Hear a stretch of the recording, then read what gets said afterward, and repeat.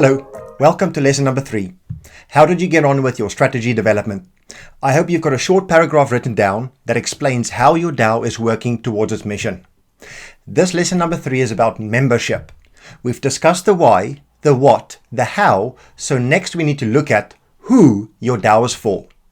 Who are the people you're looking to attract in support of your mission?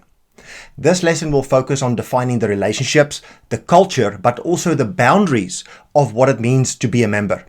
We have a lot to cover, so let's dive in. In traditional corporations, otherwise known as legacy organizations, membership is often seen as a binary concept. You're either officially employed and considered a member of the company, or you're not. Without an employment agreement in place, you're not recognized as a member. However, membership is not a simple binary state. Not every employee feels the same level of loyalty, inclusion, or engagement. Membership is more than just a legal status. It's a social status. It represents your identity within the organization, akin to being a cell within a living organism. In a DAO, the concept of membership becomes much more flexible and fluid. Your membership boundaries, similar to cell membranes, can encompass multiple teams, functions, or social groups, and even different contribution zones. DAOs blur the lines between community members, token holders, participants, contributors, and even core members. At Colony, we try to define these loose membership boundaries as layers of an onion.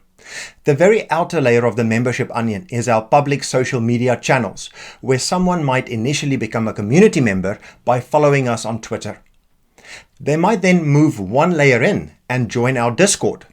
Some Discord members may then go on and buy our native token to become a token holder, or they may not.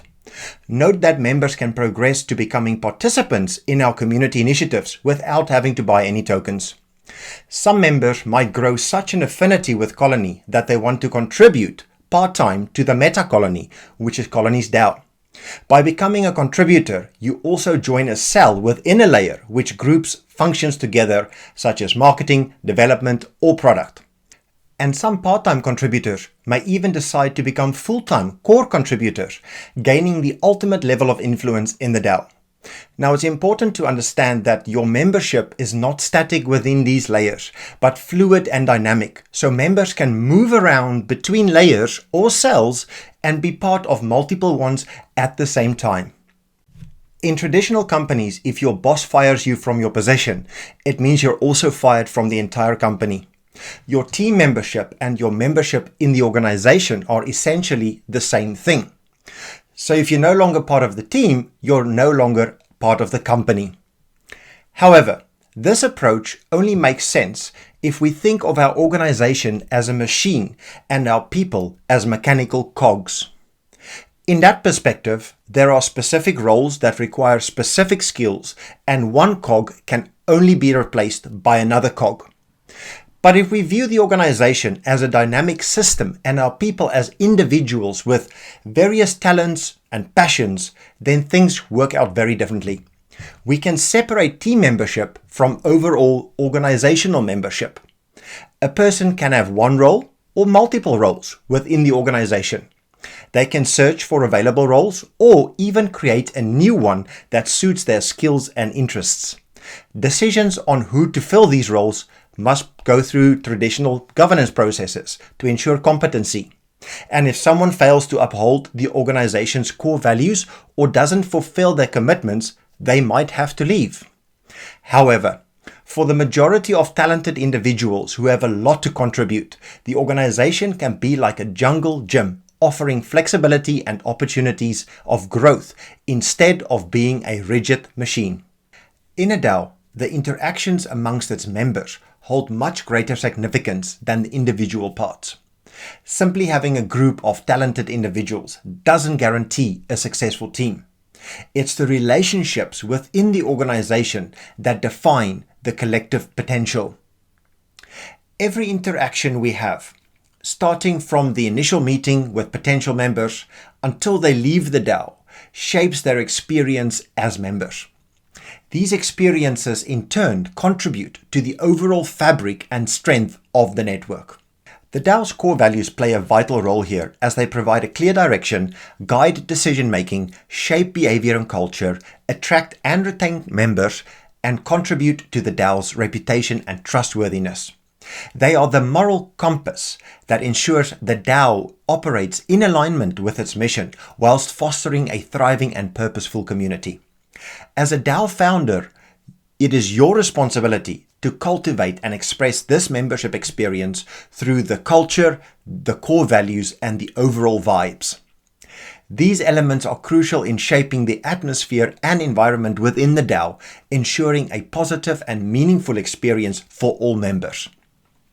Okay, next, how do you go about selecting members to become part of your DAO? Most DAOs have closed membership models with at least some entry requirements in place.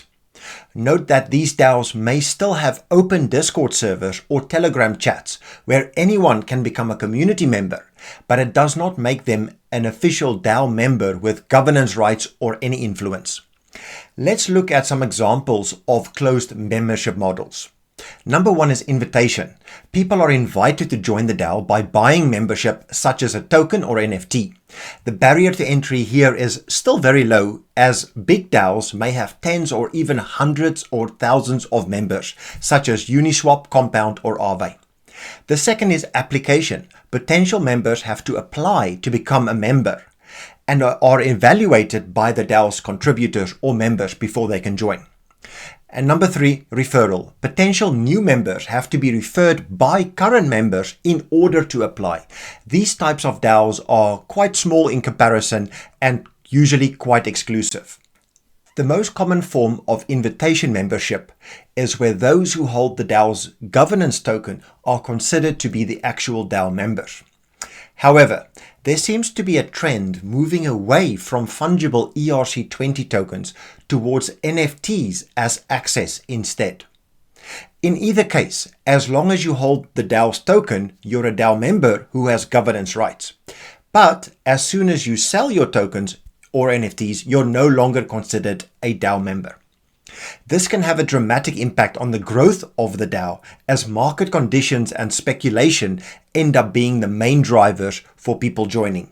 So really think about that. Let's look at some earned membership models next. With these, you can't simply go and buy membership access tokens. You have to earn them. At Colony, those who contribute to the DAO, the meta colony, earn reputation, and only those with reputation are considered DAO members. Your level of reputation in the DAO determines your level of influence and power in governance decisions. You cannot buy or sell your reputation. You can only earn it by doing work or adding value to the DAO. Similarly, we're now seeing models where members can actually earn badges, soulbound NFTs, which are awarded to them based on certain criteria. This can be for work that they've done, roles that they hold, or maybe ways that they've participated in. These badges are also non-transferable, so membership cannot be bought or sold. We've seen DAOs using a range of badges for different levels of influence in governance. Okay, so you've defined your membership model and members are starting to join your DAO. But what does this process look like? How do you welcome someone new? A member who is onboarded properly feels a sense of belonging and has a keen sense of how to move in and out of membership spaces within the DAO. A member who is thrust into a team or a role without the required context will feel uncomfortable, unclear, and completely overwhelmed. A strong onboarding process is critical, so make sure you've got the following elements in place. Number one, make the new member feel welcome and safe in this new environment, especially if it's their first time contributing to a DAO. Number two, familiarize them with the DAO's purpose, mission, strategy, core values, and guidelines. Number three, direct them towards a clear first few steps of contribution so they can hit the ground running. Number four, clarify what commitment is expected from them. Understanding their role and responsibilities is crucial. And number five, help them make their first one-on-one connections within the group or team that they are contributing to. By taking these 5 steps, you'll make great strides in keeping your new members happy. Once your members have been properly onboarded, give them the freedom and autonomy to explore and contribute more fluidly. As discussed during Lesson 1, we talked about purpose and mission and how DAOs must sense and respond, like a regatta of little speedboats, a murmuration of starlings, or a school of fish. Members should not be bound by this static hierarchical command and control structure of legacy corporations. And as early stage DAO founders, it's natural to feel like you must maintain control and keep things on track, which of course you should. But as the DAO grows and matures, you should put measures in place to relinquish your control. Keep your purpose and mission front and center, set your strategy towards your mission, maintain the culture, and place trust in your members. Traditional corporations tend to have non-compete clauses in contracts to prohibit employees from creating or joining competitor firms during employment or for a period after termination, or even prevent them from leaving until their contract expires and a certain milestone is reached. Holding someone hostage doesn't create peak performance. It creates resentment and disagreement. DAOs don't tend to operate under these conditions. There are often no formal employment contracts in place, but instead operate on contractor-based agreements. There's also little evidence of non-compete, and contributors can work for multiple DAOs at the same time. So without these shackles holding contributors back, it is of course easier for them to come and go. So as a DAO founder, it is part of your role to create a place that no one wants to leave. The culture, values, and vibes of a DAO are critical aspects in attracting and retaining talent. So make sure you reinforce and really live by your core values.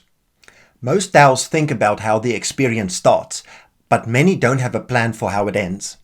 Giving members the freedom to leave, but also having clear processes in place for member exits are very important. It allows the DAO to pragmatically trim the fat by removing inactive or underperforming members, removing toxic influences, and dissolving teams, groups, or functions no longer fit for purpose. There have been instances in the past where contributors have failed to uphold the DAO's core values, and a proposal calling for their removal failed following a token-weighted vote. It highlights the importance of thinking well in advance on how these exit points should be governed and what the process should be. So really think about that. Okay, that's all the content for lesson number 3. Here's what you need to do next. Number 1, create a membership onion for your DAO. Capture all of the layers from the outer community members to the inner core contributors. If your DAO is not open to members yet, then define what this will look like in the future. Number 2, communicate it to everyone publicly. Be transparent and show potential new members the levels of contribution.